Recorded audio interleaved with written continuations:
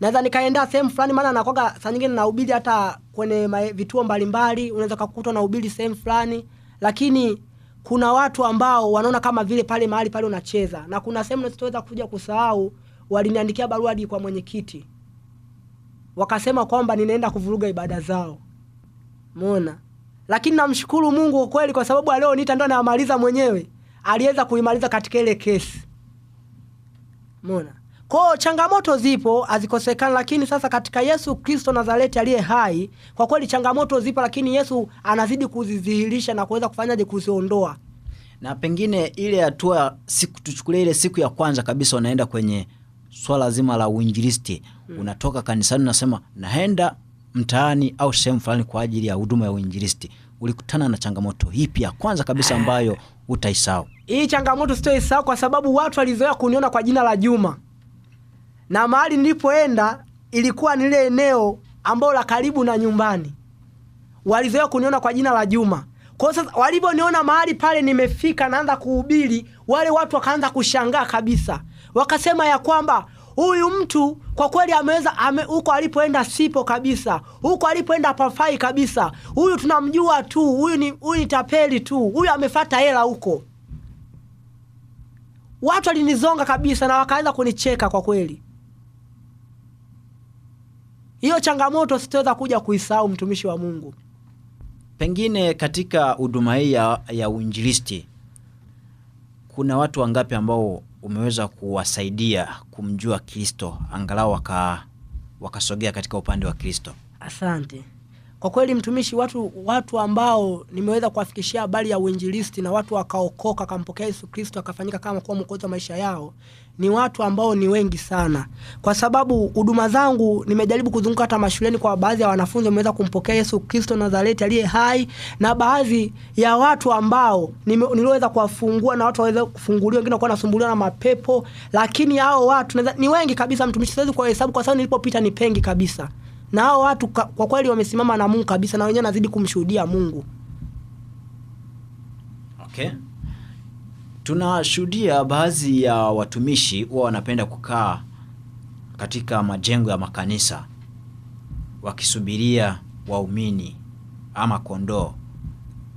Na wewe kama mwinjilisti wago unatoka unaenda mitaani. Hivi kati ya mwinjilisti na mchungaji ambaye anakaa katika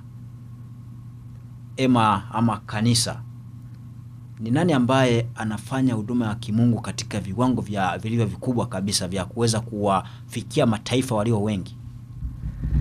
Hapo mtumishi, naweza nikasema ya kwamba inategemea sana Mungu alivyoweza kuweka, lakini kwa huduma yangu ya uinjilisti na yule kwamba alioweka bezi sehemu moja, naona kwamba kuna baadhi ya mataifa, kwa mfano kuna baadhi ya vijiji fulani, vijiji vya mbali vya ndani kabisa, hawajamjua Yesu Kristo na hawajui kabisa kwamba Yesu ni nani. Kwa hiyo sasa utaposema ukae sehemu moja kwamba usubiri kwamba kondoo waje mahali pale ndio waje wapate wokovu mahali pale, ni swala ambalo linakopo ni gumu zaidi. Ni heri kwamba wale waliokopo kule uweze kuwafikia, kwa sababu utapowafikia kule utajua na changamoto zao zikoje na utajua changamoto zile eneo likoje.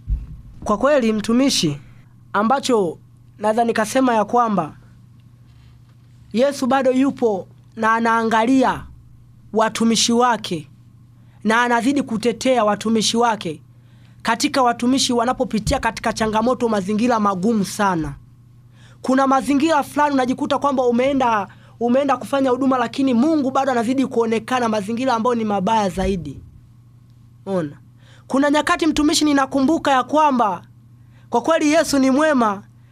Nilikuwa katika eneo fulani nafanya huduma, lakini Mungu akaweza kunifunulia juu ya hilo eneo, matatizo yaliyopo juu ya hilo eneo, na watu kabisa nikaona katika hilo eneo. Kwa kweli walijipanga kama kundi la kuweza kunishambulia. Waliweza kunifuata katika ulimwengu wa roho na usiku pia wakanifuata. Ilikuwa ni jeshi kubwa sana. Kwa kweli nilikuwa ni mida ya saa 8, maana mimi ratiba yangu ya kuomba inaanzaga kuanzia mida ya saa 6 mpaka saa 8. Saa 8 tena namshukuru Mungu mpaka saa 10. Umeona? Kwa kweli ilifikia sehemu alinikuta nimeingia katika maombi, nikaweza kuona kabisa jeshi kubwa kabisa likiwa limejipanga kwamba liweze kuniteketeza na kuweza kuniangamiza. Umeona? Kwa hiyo katika mazingira ambayo Mungu anajaribu kwamba kukutuma katika eneo fulani ukatende kazi yake, kwa kweli mkono wake haukosekani juu yako. Mkono wako ukosekani. Kwa kweli Kwa hiyo naweza nikasema ya kwamba Mungu yupo na Yesu yupo na utendaji kazi yake upo na unafanyika. Na unafanyika mpaka leo utendaji wake wa kazi. Kwa hiyo watumishi, tuendeleeni kufanya kazi ya Mungu kama inavyohitajika. Tuendeleeni kufanya kazi ya Mungu kama alivyoweza kutuhitaji, kwa sababu katika mazingira magumu sana, usiangalie kwamba mazingira ulionayo kwamba yakoje, changamoto zilizokuwa nazo ni zikoje, lakini pale Mungu anapokusemesha kuhusu jambo fulani, inabidi ulifate. Kwa kweli mtumishi, sitokuja kusahau, kuna mguso ambao niliweza kusikia, kuna kijiji fulani. Kwa kweli mtumishi, niliweza kuulizia kile kijiji habari zake, nikakuta kwamba ndani ya kile kijiji kwa kweli Mungu kule hajajulikana bado, na watu bado wanaamini miungu ya kule, bado wanaamini matambiko, bado wanaamini kwamba sadaka zile kafara zao wanazozitoa kwamba ndio miungu yao mahali pale. Kwa kweli mtumishi, nilisikia uchungu mkubwa sana ndani ya moyo kuhusu kile kijiji kwenda kufanya huduma mahali pale. Umeona? Lakini sasa Mungu ni mwema na anazidi kufanya kwa kweli, na niliingia kwenye maombi kwamba Mungu ndani ya kile kijiji aweze kuinua watumishi watakoweza kusimama katika neno lake mahali kule. Lakini sasa paka sasa hivi namshukuru Mungu, nimepigiwa jana simu, kuna mtumishi aliyopatikana mahali kule na akaenda kuhamia kule, kaenda hadi kuhamia katika ile eneo, kapata kiwanja kini, hajajenga nyumba, lakini katika ile eneo yani yeye kafanya kama ni sehemu yake ya kukesha na maombi kuanzia usiku paka asubuhi. Anakesha na maombi katika ile eneo, ana sehemu ya kulala. Umeona? Kwa kweli Mungu ni mwema na anazidi kufanya kazi na watu wanahangaika sana. Kwa hiyo katika kufanya kazi ya Mungu, tusitegemee kwamba malipo utayapata katika dunia hii. Hapana. Ila tutegemee kwamba aliyetuita ndiye atakayemaliza yote yeye katika utumishi. Kwa hiyo sasa nachoweza kusema ni nini, mtumishi wa Mungu? Kama mimi Mungu alivyoweza kuniokoa mahali kule, na mimi nikamwambia Mungu umeweza kunitoa katika vile vifungo, katika vile vihangaiko, kwa kweli mtumishi, sasa hivi mtumishi ningekuwa mganga kienyeji. Sasa hivi mtumishi ningekuwa na mimi nakula kuku za watu. Sasa hivi mtumishi na mimi ningekuwa navaa manguo mekundu, nimekaa sehemu na mimi kwenye kilinge changu nasema kwamba ninaweza kazi. Kumbe yuko anayeweza, mwanaume Yesu Kristo.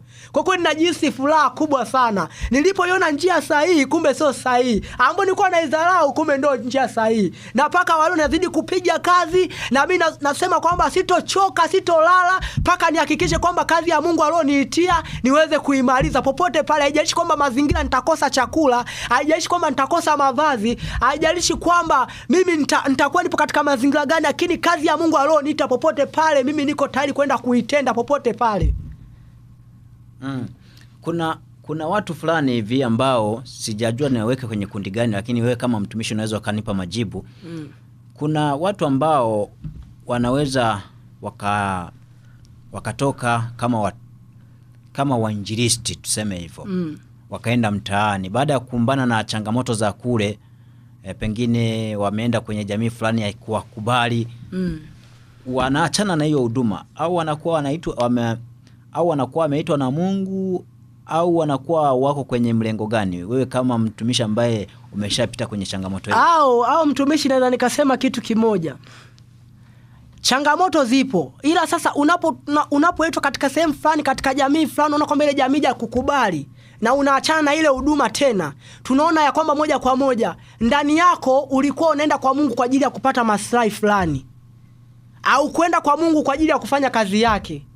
Maana hata neno lake nasema kwamba utakeni kwanza ufalme na mambo mengine mtazidishiwa. Kwa changamoto zipo, na hata Yesu mwenyewe akukubalika katika jamii. Ilifikia mahali Yesu akukubalika kabisa katika jamii. Anakuja kukubalika baada ya kufa msalabani, anakuja kusema kwamba wewe ni mwana wa Mungu. Kwa hiyo katika changamoto zile ambazo unazopambana nazo, ndio Mungu atapozilika kupitia hizo changamoto. Umeona? Kwa mimi nakumbuka kabisa, kama nilivyoweza kuongea awali, nilipelekewa karatasi kabisa kwa mwenyekiti wa mtaa, lakini mimi nikasema kwamba Mungu alioniokoa yuko hai na hajashindwa, na mimi nitaenda katika hii kesi, tutaenda katika hii kesi, kwa sababu tulikuwa tuko wawili, tukaelekea katika ile kesi. Kwa kweli Mungu tukamwona akitenda kitu. Umeona? Kwa mtumishi, watu kama hao naweza nikaweka katika sehemu ambayo wameenda kwa Mungu kwa ajili ya maslahi yao wenyewe, hawajaenda kufanya kazi yao Mungu alowaitia. Kwa sababu kama kweli kuna wito ndani yako, ule muwasho wa injili utaendelea kuwaka ndani ya moyo wako. Kila utapotulia utakuwa ukai kwa amani.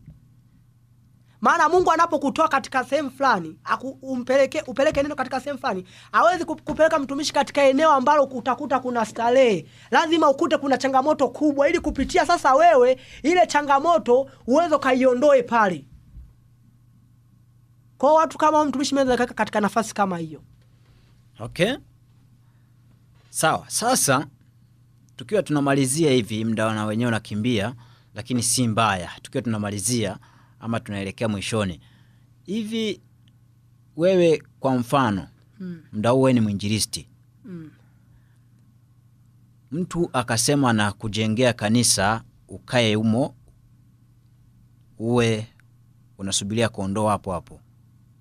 Na mwingine akasema mimi na kuwezesha uwe naenda kwenye huduma za mbalimbali unapeleka injili. Wewe unaweza ukachagua ipi? Mimi naweza kuchagua mguso, maana kitu kama hicho nitamshirikisha kwanza na Mungu mwenyewe aweze kuniambia. Umeona? Nitachoweza kuchagua kwamba ni heri nipate kwamba ile uwezesho kwenda kupeleka injili sehemu mbalimbali, kwa sababu mimi nimeona watu wengi wakihangaika katika jamii sehemu mbalimbali. Ni heri kwamba nipate ule uwezesho kutembea sehemu mbalimbali ambapo kule injili hajafika, ambapo maeneo hajafika. Ndio ambalo ndani yangu mimi na msukumo kama huo na jinsi ya kutenda kazi. Haijalishi kwamba mimi mtumishi wa Mungu, mimi kwanza na fomu langu moja. Hata iwe saa ngapi ya usiku, wewe piga simu, kama kuna huduma mimi nitakuja, haijalishi. Umeona? Lakini ile sehemu moja hamna. Mimi nataka kwamba sehemu ambazo watu hawamjui Yesu Kristo wakamuelewe kiundani zaidi. Okay. Sawa. Namna hiyo, msikilizaji wa 94.1 Radio wa FM, tunaendelea ndani ya ushuhuda. Tukiwa tunaendelea hapa na jumbe zinaonekana hapa ziko nyingi kweli kweli. Sawa. Pengine mtumishi, tunaweza tukamalizia na nini ambacho na tamani kuwashirikisha wanaokusikiliza muda huu, kama kitu ambacho tunaweza tukamaliza nacho? Cha kwanza kuwashirikisha na vitu kama vile vitatu. Cha kwanza, waamini Mungu yupo. Waamini kwamba huyu Yesu tunomhubiri, tunasema kwamba Yesu anaweza, Yesu yuko na bado anatenda katika jamii. Lakini nachoweza kusema ya kwamba cha pili, wasikate tamaa. Kwa sababu katikati ya ile changamoto waliokuwa nayo ndio Mungu anataka ajitukuze mbele yao.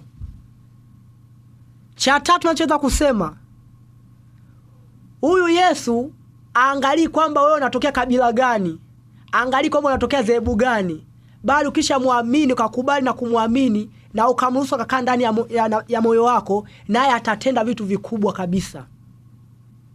Wasingangania kwamba zile imani, mtu anangangania kwamba ile imani aliyoikamatilia yeye kwamba yuko sehemu sahihi, kwamba akiacha mizimu ya baba yake na mama yake basi ameshakwisha. Hamna.